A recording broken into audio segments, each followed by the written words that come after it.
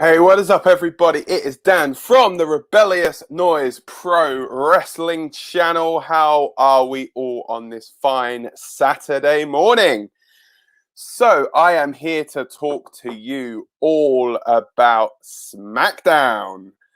That is right, guys. It is the go-home show for WrestleMania Backlash. So what did we see on this week's episode of SmackDown? Well, firstly, the big news coming out of this show is that we have brand new women's tag team champions. That is right, boys and girls. The first women's tag team championship reign for Natalya, and a first major championship in her career for Tamina. So this match obviously came about. They faced off at WrestleMania, the actual WrestleMania, not WrestleMania Backlash.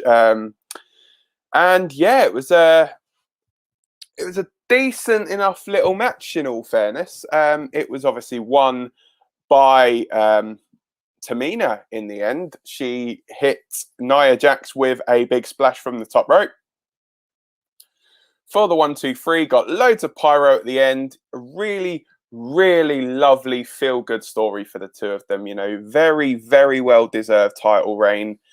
And finally, after 11 years, yes, that is right, Tamina is champion. So yeah, obviously we knew this was happening last week. Obviously, they told us that already. SmackDown don't always follow through with stuff, but this time they did. It was brilliant.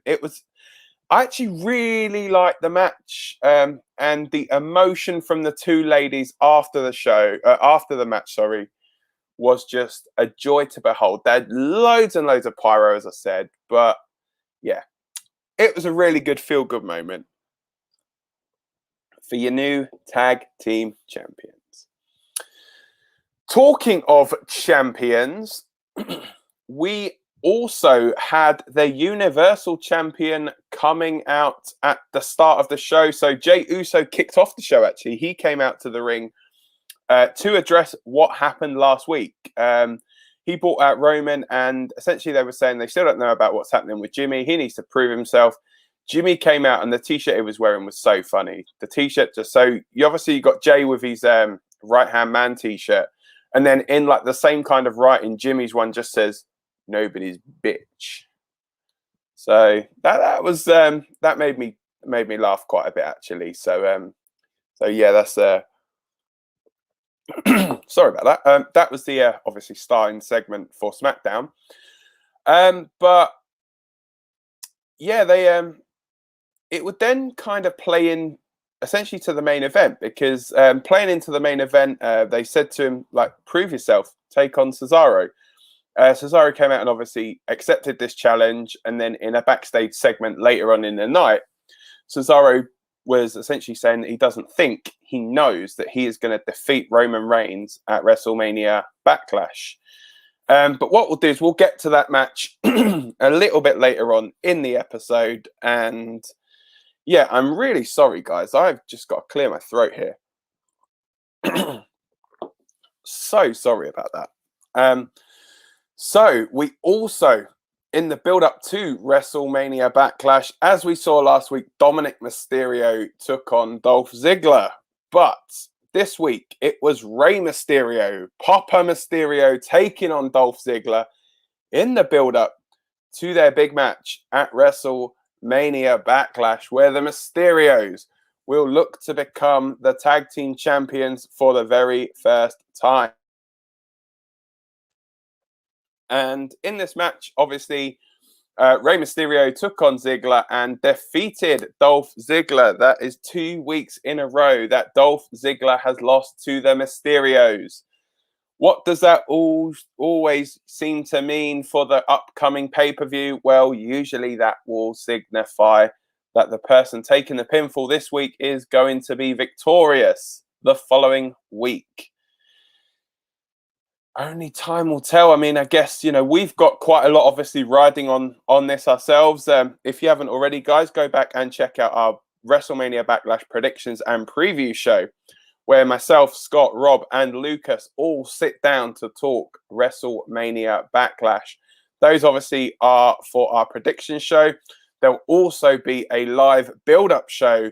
We are thinking this is going to be around 9 p.m. British summertime. So we're thinking, 9 p.m. There's going to be a build-up. It's going to go into the WWE pre-show portion of Backlash. We're not too sure exactly if there's going to be any matches on that yet. Nothing has been announced at time of recording. But yeah, I mean, if you think there could be some, I mean, the next segment that I'm going to speak about, that could potentially lead into something on a kickoff show. And that is Nakamura defeating Baron Corbin. So, as you would have seen me mention last week, there was a 10-man tag team match. And at the end of that match, Baron Corbin pinned Nakamura. But then on this one, Nakamura actually beat Corbin. And it ended with Nakamura picking up the crown, putting the crown on his head, and seemingly thinking it give him some kind of superpowers, for example. But it's going to be interesting to see whether they do some kind of King of the Ring tournament. We understand that WWE have also blocked out, I think they said they blocked out July in the pay-per-view calendar. So fingers crossed. Oh, sorry about that. So fingers crossed, we could potentially get a King of the Ring pay-per-view in July. Obviously, June is probably earmarked for Money in the Bank. I'm hoping then June Money in the Bank, July King of the Ring, August SummerSlam. That would be a pretty good run-in towards SummerSlam, towards getting fans back as well. That would be super. Do it, WWE. If you're watching, let's get this build up. Let's see. King of the Ring is due, as Corbin has been king for years. July will be Extreme Rules. Will it be the horror show at Extreme Rules like last year? An eye for an eye match. It's going to be a crown for a crown match or something. Who knows? But yeah. We had Bianca Belair interviewed in the ring by Michael Cole. Bayley coming up on the Titantron, doing her laughing thing again. Bianca just got really irked by it and said that this would be the quickest victory of her career. And while Bayley was getting thrown down the ramp by the Bellas at WrestleMania, she was winning the championship. Yeah, guys. So, as previously mentioned, we did the predictions and preview show. This match also is one I think that we're all pretty much decided that Bianca Belair seemingly is going to come out victorious in. Bianca Belair taking on Bayley for the championship. What else have we got here? Extreme WrestleMania Rules, King of the Ring, the horror show at Extreme WrestleMania Rules, King of the Ring probably. But anyway, yeah, it's one of those, I guess. We also saw earlier in the night. Now, this is obviously, you've heard me mention on previous episodes about the whole dissension between Sonya Deville and Adam Pearce. Now, earlier in the night, Apollo Crews was trying to award Aziz a medal for bravery, but was interrupted on the screen by Big E and then in the ring by Kevin Owens and Sami Zayn, all basically staking a claim towards the Intercontinental Championship. So later in the evening, Adam Pearce said that he was going to decide who would take on Apollo next week. Don't know why they're not doing it at Backlash, but hey-ho, that's what it is. And then Sonya Deville essentially chimed in when Apollo Crews was talking and just said to him, look, watch what you say or he'll make you face them all like he did to WrestleMania, like he did to Roman Reigns at WrestleMania. So Adam Pearce was like, you know what, that gives me a good idea then. So next week on SmackDown, he has officially announced a fatal four-way match for the Intercontinental Championship between Apollo, Big E, Sami Zayn, and Kevin Owens. But that's, I guess, not the big story coming out of this. Yes, they've made a match for the Intercontinental Championship, but there seems like there is more dissension between Adam Pearce and Sonya Deville. because the segment ended with Adam Pearce telling Sonya not to undermine him in front of the superstars. So is this a case that Sonya has just come in as the assistant, but she's overstepping her boundaries? I guess it's really not going to be known for probably a few months now. But yeah, it's going to be, as I say, it's going to be interesting to see what the final, what the end goal is with this. Is there actually an end goal in mind? But we don't obviously know too much about obviously what's going on here. But yeah, so as announced at the top of the show, Cesaro would be taking on Jimmy Uso in the main event. Cesaro accepted the challenge, and in a backstage segment later, Cesaro saying he knows he is going to knock off Roman Reigns for the Universal Championship at WrestleMania. ... Backlash. So this match was actually very good. For someone who's been out for 14 months, Jimmy Uso, has not missed a beat in the ring. It was a super back and forth match. The end came with Roman Reigns coming in and causing a disqualification by hitting Cesaro. And then after the match, Jimmy said to Roman, you just had to make it about you, didn't you? You just had to. And then Roman was like, look, do you think anyone really cares if you can beat Cesaro or not? It's about the family, not about you. By this time, though, Cesaro was in the ring with Jey Uso and obviously attacking Jey Uso. It was actually Roman who then turned around, ran in the ring and helped Jey, and then turned to Jimmy and was essentially just said to him, well, nah, you actually need to get your ass in here and help your brother, which didn't happen, actually. Did not happen at all. And then Roman was getting beat up as well. Then Jey turned to Jimmy and said, you need to get your ass in here and help. Still didn't help. Got up on the apron, got knocked down by Cesaro. Jey got hit with a neutralizer.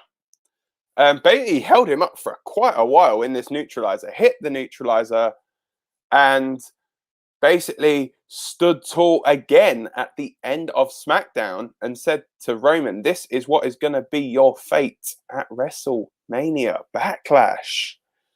So that is it. I mean, I'm going to throw back over to the comments and see what you guys are saying in here. We have got, it's a hard job to be the first challenger for a title, especially when a babyface has won. Get a feeling it will continue. Bayley versus Bianca. Yeah, I mean, with the Bayley and Bianca thing, I guess there's a number of different directions that they can go off into. So there's talk of obviously where Retribution split up. There's talk that Mia Yim is apparently due to be going to the SmackDown roster. So there's another potential challenger there, but I do feel as though they may be for SummerSlam heading to some kind of multi-woman match potentially, maybe a triple threat. Throw Sasha in there as well, because I mean, I'm not sure. I don't think we've seen Sasha since WrestleMania. We may have seen her once since WrestleMania, once or twice since WrestleMania, but she's not really been a big fixture since. Oh, she was on the week of SmackDown after WrestleMania, but I don't think we've seen her since. So they're kind of keeping her away from this. I guess and when she does come back, it's going to be a bit more impactful. And they're going to be like, well, Sasha Banks is here. She's got unfinished business with Bianca, etc., etc. What else have we got? No DQ, their favorite. Yeah, disqualification is their favorite. Yeah, it is. They do overuse that so much, especially when they want to get out of something and not make somebody look weak going into a pay-per-view. But then you just think, don't do the match, or do a tag team match where you've got somebody else in there that can afford to take the pin. Like you have Cesaro team with somebody to take on maybe the Usos, and the person that Cesaro's tagging with takes the loss. One of the Usos can afford to take a pinfall loss in this situation. You don't have to necessarily make them, you don't have to do the DQ finishes. We've got here, they're making the faces look very strong going into Backlash. Yeah, I think they are trying to. They definitely seem like they're trying to. Obviously, Cesaro, Bianca, the Mysterios as well. So everything essentially on the SmackDown brand, yes, they are. On the Raw brand, I think apparently we're meant to be cheering Rhea Ripley now, so they're making Rhea look a bit stronger over there. What else is there? I've lost track of what matches there are. Damian Priest and The Miz, they're making Priest look strong. And then in the main title match that they've got over there, the WWE title match, they're making Braun Strowman look strong. Now, for me, it's a bit hard to decipher whether Strowman is a heel or face, but yes, I guess time will tell. Just quickly circling back around to the Mysterio thing. Ray and Dolph have great chemistry. Their SummerSlam 2009 match is one of the all-time great Intercontinental title matches. That is indeed correct. They do have super chemistry in the ring. And I think, it's going to benefit Dominic as well, being in the ring alongside Dolph Ziggler and Bobby Roode, both veterans of this business now. And Dominic is only going to learn and only going to get better by working, essentially alongside his dad, first and foremost, who is a legend of wrestling as it goes. But then you've got, obviously, Dolph Ziggler and Bobby Roode, who are both, multiple-time champions across different obviously, Roode across different promotions. But, yeah, I mean, you've got to say Dominic is in a great position to be able to learn. Just as long as he can soak it all up, I think that kid's got a very good career in front of him. But yeah, let's have a look. What else have we got? It'll be good to get more women, but really need a shake up on the roster. Raw is rumored to be getting a SmackDown superstar on Monday, so maybe. So the talk with that is that it's Aleister Black. They're apparently saying that the Aleister Black promos that have been airing on SmackDown, that there's talk he may be essentially moving back over to the Raw brand. And on the subject of Aleister Black, interesting news that's come out this week. Apparently, his wife, Zelina Vega, has been spotted at the WWE Performance Center. So has she signed a new deal with WWE? I guess, time will tell. If she has, what kind of role is she going to go into? Obviously, she was managing Andrade. Andrade no longer with WWE. Could we maybe see her manage another Hispanic team like Carrillo, Angel Garza, essentially like she was before? Or will they align her with a real life husband? Or will they actually throw her as part of this women's division? She could also benefit, I guess, from going to NXT and helping with Legado del Fantasma. That would be pretty good. Really wouldn't be surprised if Braun wins the title. Well, it would not do any of our points any good because, as I have already mentioned, when we did our predictions and preview video, if you haven't already, go back and watch it. Spoiler for that, none of us at all picked Braun Strowman to come out of this victorious. It was really a mix with I think 3 of us went for Lashley and 1 went for Drew. So it's going to be quite interesting to see, obviously, where they go with that match. I think Strowman is probably there to take the pinfall in that match. Dominic is in the ring with about 50 years of experience. It's mad that Ray is a near 30-year veteran. Yeah, that is crazy. I mean, the way that Ray still moves, you'd think that he was half his age, and he just doesn't look like he misses a beat. He's just literally like bang, bang, bang, bang, bang on it so much. You get some people when they start getting into, I guess, the twilight of their career. I mean, I'm not too sure exactly how old Rey Mysterio is now. I'm just going to quickly have a look. I mean, so you got Rey Mysterio is born in 1974, so he is 46 now. Rey Mysterio, 46 years old. He's, to be fair, that's 46 in WWE terms is still young. I mean, you look at the Elimination Chamber that they had last year. Drew was the only person in that match in his 30s. So, 46 in WWE terms is young. You've had Goldberg won a title in his 50s. We saw Sting debut quite later on in his career. They do like to use some of these older guys. I'm thinking probably Bobby Roode's around the same kind of age as well. So,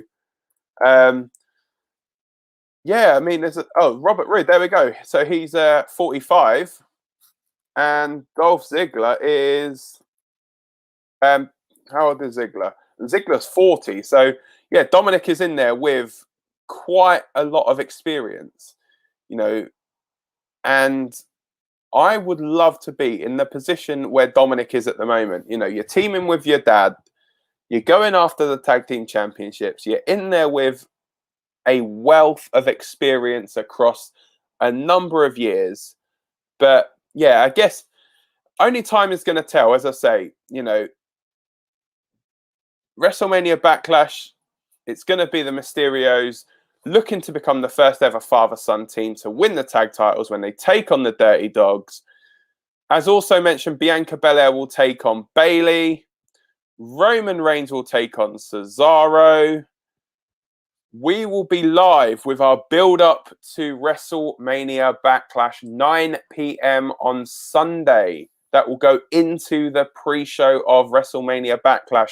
As I said, if you haven't already, go back and check out our preview and predictions show. I will be back on Tuesday with the with Lay the SmackDown all about Raw.